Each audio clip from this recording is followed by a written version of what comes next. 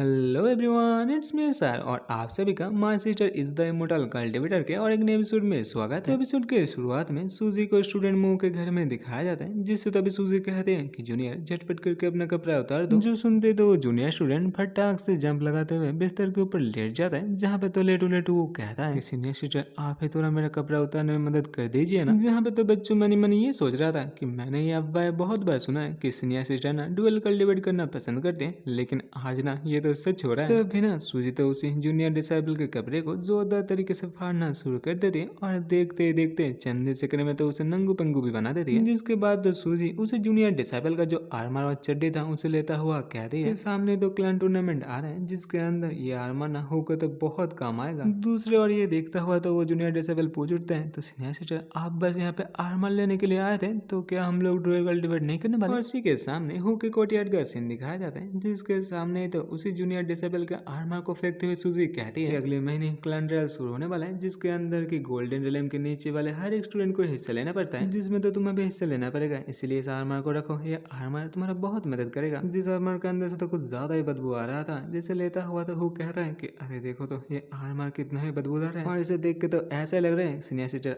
आपने इस आर्मर को तो किसी जूनियर स्टूडेंट से लूट लाया है। बस सूजी तो कोई रिप्लाई ना देता हुआ उल्टा कह उठते कि आने वाला टूर्नामेंट ना बहुत ही खतरनाक है, इसलिए इन पोशन तालिस्मान और पिल्स को रखो, ये सब भी तुम्हारा बहुत मदद करेगा। जो सब कुछ देखते ही तो हु बच्चा डरता हुआ पूछते हैं कि सीनियर सिस्टर सच बताना ये सब कुछ आप मास्टर से लूट लाया है ना? जिस पे तो सूजी कहते हैं कि तुम फिक्र मत करो, वैसे भी इस बार मैंने चोरी नहीं किया है, बस इस बार मास्टर को बेहोश करने के बाद ये सब कुछ ना मैं तो मास्टर के सामने से ले आई हूँ। जो सुनते तो हु गुस्से के साथ कह उठते हैं कि सीनियर सिस्टर ये ना चोरी करने से भी ज्यादा डरावना है, पता नहीं बेचारे मास्टर के साथ क्या हो रहा है। तो सूजी तो कह उठते हैं कि मैंने तुम्हें कहा था ना कि ये दुनिया बहुत ही डरावना है, और ये जो बाहर का दुनिया है ना ये तो और भी ज्यादा डरावना है, जहाँ पे तो चंद सेकंड में तुम्हारे ऊपर जाने का टिकट कट सकता है। और इसीलिए तो सीनियर सिस्टर होने के नाते तुम्हारी जिंदगी बचाने के लिए तो मैं सब कुछ तुम्हें दे रहा हूँ। मुझे नहीं लगता कि इससे मास्टर को इतना फर्क भी पड़ेगा। और ये सब कुछ सुनने के बाद दो जनाब हु सब कुछ भूल भुलाता हुआ कह रहा है कि सीनियर सिस्टर आप कर मत कीजिए, आपके लिए ना मैं स्टाइल को तो जीत के दिखाऊंगा। और इसी के साथ 3 दिन बाद ब्लैक एंड व्हाइट सेट के स्टेडियम का सीन दिखाया जाता है, जहाँ पे तो बहुत सारे बंदे इकट्ठा हो चुके थे। तभी तो यहाँ पे एंट्री होता है ब्लैक एंड व्हाइट सेट के लीडर यानी कि ग्रैंड मास्टर यमिंग का, जो कि एक आर्च फिर साइंस टाउ इंटरमीडिएट लेवल का कल्टिवेटर था। और ये ग्रैंड मास्टर इतना ही खूबसूरत था कि इसे देखते तो आसपास के लड़की मानो पागल ही हो जाती है। जो देखते तो ग्रैंड मास्टर खांसता हुआ कहता है कि अरे थोड़ी देर तो चुप हो जाओ, तुम सब यहाँ पे क्लान ट्रायल के लिए निकल जाओ, उससे पहले मैं तुम सबको कुछ कहना चाहता हूँ। पर तभी ना बेचारे ग्रैंड मास्टर को ही रुकाता हुआ तो जोर जोर से बारिश होना शुरू हो जाता है, जो देखने के बाद ना ग्रैंड मास्टर तो कुछ ज्यादा ही गुस्सा हो गया था। जो तो गुस्से का मारा अपने तलवार को निकालता हुआ कहता है कि मैं अपने बात को शुरू कर पाऊँ उससे पहले बरसात होने का हिम्मत कैसे हो गया? क्या तुम मुझे ग्रैंड मास्टर को नीचे दिखाने का कोशिश कर रहे हो? और ये कहते हुए तो ग्रैंड मास्टर यहाँ पे अपना लाइटनिंग स्किल का इस्तेमाल करते हुए ऊपर बादलों की तरफ ना एक जोरदार स्लैश करता हुआ कहता है बच्चे तुम्हें ना मेरा बात खत्म हो जाने तक वेट करना चाहिए था। और ग्रैंड मास्टर का ये स्लैश इतना ही पावरफुल था कि इसके वजह से ना सिर्फ ये बरसात थम जाता है, उसी के साथ साथ तो हर एक बादल यहाँ से छूटने के बाद जोर जोर से सूरज भी चमक उठता है। और इसी चमत्कार को देखने के बाद वो बच्चा चौंकता हुआ कहता है कि अरे देखो तो ग्रैंड मास्टर कितने ही कूल है, उसके एक स्लैश से तो पूरा आसमान ही दो हिस्सों में कट गया। जिस पे तो हु का पास वाला डिसेबल कहता है कि इसमें इतना चौंकने का क्या बात है, वैसे भी ये तो हर साल का ही बात है। तो हु तो उसी बंदे से पूछ उठता है क्या ऐसे हर बार बरसात होता है? और बरसात होते ग्रैंड मास्टर भी आसमान को ऐसे चीर देते हैं। जिसके रिप्लाई में वो बंदा कहता है कि हाँ ऐसा ही है, हर बार ट्रायल के शुरुआत में ग्रैंड मास्टर यहाँ पे आके भाषण देने लगते हैं, लेकिन भाषण देने से पहले तो यहाँ पे जोर जोर से बरसात होने लगता है। तुम ही बोलो दोस्त ये इंसान कितना ही लकी है। और यहीं पे तो बादल हटते हैं, ग्रैंड मास्टर भी अपना भाषण देना शुरू कर देता है, जो ना यहाँ पे तो 2 घंटे से भी ज्यादा बका था। और इसी के साथ थोड़ी देर बाद पेंगले हर बार का सीन दिखाया जाता है, जहाँ से तो हर एक डिसाइपल क्लान ट्रायल के लिए जाने वाले थे। और यहीं पे तो बाकी सारे डिसाइपल की तरह ही हु बच्चू भी तो था, जिसे अभी तो सूजी कह रही थी हु तुम पहली बार बाहर जा रहे हो, इसीलिए हमेशा अच्छे से रहना, हमेशा अपना दांत ब्रश करना, सोने से पहले नहा लेना, रोजाना अपना कपड़ा चेंज करना, और हाँ अगर कोई अनजाना बंदा कोई खाना देना चाहे तो उसे मत खाना, और खास करके मैंने तुम्हें जो बैग दिया है जाते ही उसे अच्छे से चेक कर लेना। और ये सब कुछ सुनने के बाद हु बच्चू शर्माता हुआ कहता है कि सीनियर सिस्टर थोड़ा सा आहिस्ता से बात कीजिए ना, देखिए ना हर एक बंदा मेरे तरफ कैसे टुकुर टुकुर घूर रहा है, इससे ना मुझे शर्मा आ रहा है। तभी तो पीछे से एक बंदा हु को क्या उठता है कि वे बच्चे क्या तुम नए हो, तुम तो मेरे ग्रुप में हो, तो चलो इधर आ जाओ। जो सुनते तो हु फटाक से पीछे घूमता हुआ कहता है कि हाँ मैं नया हूँ। पर पीछे वाले बंदों का ऑरा इतना ही डरावना था कि जिन्हें देखते तो हु बच्चों का वह बोलते बंद हो जाता है। और इन्हीं सब के बीच में और एक बंदे को दिखाया जाता है, जो तो कह रहा था कि हु बोगुई मैं चाहता हूँ कि तुम हमेशा के लिए सूजी की जिंदगी से बाहर निकल जाओ और कभी भी यहाँ पे वापस मत आना। और इसी के साथ तो वो अपने पीछे खड़ी दो लड़की से कहती है कि तुम दो ही मेरे सबसे चाहिए फैन गाल हो और मुझे अच्छे से पता है कि मेरे इस मिशन को तुम दोनों तो आसानी से पूरा कर दोगे। जो सुनते तो वो दोनों के दोनों लड़के शर्माते हुए कहते हैं कि आप फिक्र मत कीजिए, आपका ये मिशन ना हम दोनों आसानी से पूरा कर देंगे। लेकिन हम लोग ये सोच रहे थे कि अगर वो गे होता है तो हम लोग क्या करेंगे। जिस पे तो वो इंसान भी कहता है कि अरे ये भी तो बहुत जोरी है, इसके बारे में तो मैं सोचा ही नहीं था। और इसीलिए तो वो 3 जूनियर डिसेबल को बुलाता हुआ कहता है कि तुम तीनों अपना काम बहुत ही अच्छे से कर रहे हो, इसीलिए तुम तीनों भी इस मिशन को ज्वाइन कर लो। जो सुनते तो वो तीनों के तीनों जूनियर डिसेबल ही अपने कपड़ा फाड़ के बॉडी दिखाता हुआ कहता है कि ग्रैंड मास्टर आप फिक्र मत कीजिए, आपको तो पता ही है कि हम तीनों कितने ही अच्छे हैं, हम तीनों ही ना हर तरीके से जूनियर ब्रदर को खुश कर देंगे। जिस पे तो वो इंसान हंसता हुआ कहता है कि बोलना पड़ेगा पूरे सेट के अंदर ना तुम तीनों जैसा इतना अच्छा गे तो कहीं पे भी नहीं है। पर तभी ना अचानक से तो इंसान कहता है कि अरे रुको, तुम तीनों ने अभी मुझे क्या कह के पुकारा। जिस पे तो तीनों के तीनों कहते हैं कि ग्रैंड मास्टर। जो सुनते तो ग्रैंड मास्टर चिल्लाता हुआ कहता है कि अरे बुद्धू, तुम तीनों को पता नहीं है क्या मैं अपना आइडेंटिटी यानी अपने आप को यहाँ पे छुपा रहा था, पर तुम तीनों के वजह से तो अभी सबको पता चल चुका है कि मैं ही ग्रैंड मास्टर हूँ। इसी के साथ थोड़ी देर बाद का सीन दिखाया जाता है जहाँ पे तो ग्रैंड मास्टर खड़ा खड़ा सबको जाता हुआ देख के कहता है कि आशा है वो सब ना अपना काम अच्छे से कर ले। जिस पे तो ग्रैंड मास्टर के पास से सूजी कहते हैं कि आप फिक्र मत कीजिए ग्रैंड मास्टर, वो सब कामयाबी होंगे। तो ग्रैंड मास्टर तो सूजी से पूछ उठते हैं कि सूजी क्या तुम्हें अपने जूनियर ब्रदर के बारे में फिक्र नहीं हो रही। जिस पे तो सूजी कहते हैं कि फिक्र किस बात का, वैसे भी मैंने तो उसके लिए सब कुछ तैयार कर दिया है। और इसी के साथ एयरक्राफ्ट के अंदर हु के रूम का सीन दिखाया जाता है जहाँ पे ना हु बच्चे का हालत तो कुछ ज्यादा ही रोमांटिक हुआ पड़ा था। जिसे तो वही दो लड़की कह रही थी कि जूनियर ब्रदर देखो ना ये महफिल कितना ही रोमांटिक है, तो चलो ना इसी महफिल में हम तीनों यहाँ पे थोड़ा सा मजे कर लेते हैं। पर जनाब हु तो इन दोनों को इग्नोर करके मनी मनी ये सोच रहा था कि मैं इसी बारे में तो हर रोज सपना देखता हूँ, लेकिन आज ये सपना पूरा हो रहा है पर मैं इसके बारे में कुछ कर ही नहीं सकता। और यहीं पे तो हम लोग को दिखाया जाता है कि हु यहाँ पे आया था, उससे पहले तो सूजी हु को 3 बैग देते हुए कहते ये जो पहला वाला बैग है ये जब तुम जाओगे तब भी खोल लेना, दूसरा वाला बैग जब तुम उतरोगे तब, और तीसरा वाला बैग जब तुम मरने के कगार में पहुंच जाओगे तब भी खोलना। और इसी के साथ तो आता हुआ हु को ना सूजी तो एक चड्डी भी देते हुए कहती यहाँ से बाहर निकल दी, तुम्हारा सोच इधर उधर भटक सकता है, खास करके तुम्हारा वो हरिम बनाने का सोच, और इसीलिए तो मैं तुम्हें ये चड्डी दे रहा हूँ, इसे झटपट करके पहन लो, जब तुम कुछ ज्यादा एक्साइटेड हो जाओगे ना तब ये चड्डी तुम्हें पीटेगा। और इसी चीज को याद करके रोता हुआ तो हु जनाब सोच रहा था कि सच्ची में आपने ना मेरे साथ ये काम अच्छा नहीं किया। दूसरी बार तो वो दो लड़के अभी तक उसे कह रही थी कि चलो ना जूनियर ब्रदर थोड़ा सा मजा कर लेते हैं, आज मैं पूरा का पूरा तुम्हारा होना चाहती हूँ। तभी ना हु के दिमाग में तो एक बहुत ही अच्छा सा आइडिया आता है, जो तो अभी उन दोनों लड़कियों से कहता है कि सीनियर सिस्टर्स मुझे माफ कर देना, मुझे लड़की नहीं मुझे लड़का पसंद है, मैं गे हूँ। और हु का ये बात सुनते तो दोनों के दोनों लड़के यहाँ पे अपना कपड़ा टपड़ा भगा के हु को 2-3 सुना के यहाँ से निकल जाते। और जो दो चले जाने के बाद आखिरकार हु बच्चे के जान में जान आता है, लेकिन तभी तो हु का जान निकालने के लिए दो बंदा आता हुआ कहता है कि लिटिल जूनियर हम लोगों ने तुम्हारा हर एक बात को सुन लिया, हाँ लिटिल जूनियर तुम्हारे तरह ही ना हम भी लड़कियों से नहीं लड़कों से प्यार करते हैं। और ये देखता हुआ तो हु जनाब अपने किस्मत को कोसता हुआ कह रहा है कि थोड़ी देर पहले तो मैं किराए से उतरा था, लेकिन अभी तो देख के ऐसा लग रहा है कि मैं ना आग में झुलसने वाला हूँ। जो तो यहाँ पे डरता हुआ उन्हीं दो गे बंदे से कह रहा है कि सीनियर मुझे माफ कर देना, आप दोनों ना कुछ ज्यादा स्किनी हो, मुझे ना बॉडी बिल्डर इंसान पसंद आता है। हु का ये बात सुनते तो वो छोटू से गे बंदा कह रहा है कि जूनियर ब्रदर अगर ऐसा ही बात था तो पहले कहना चाहिए था ना। और ये कहते तो वो दोनों के दोनों गे बंदे ना बॉडी बिल्डर में तब्दील हो जाता है। और ये चमत्कार अपने आंखों के सामने होता हुआ देखने के बाद हु बच्चे के तो मुंह से खून निकल जाता है, जहाँ पे तो दोनों के दोनों गे डिसेबल अभी लिटिल जूनियर को पुकार रहे थे कि आओ ब्रदर आगे थोड़ा सा मजे कर लेते हैं। जो बेचारा जूनियर तो डरता हुआ कहता है कि ब्रदर्स आप लोगों को ना कुछ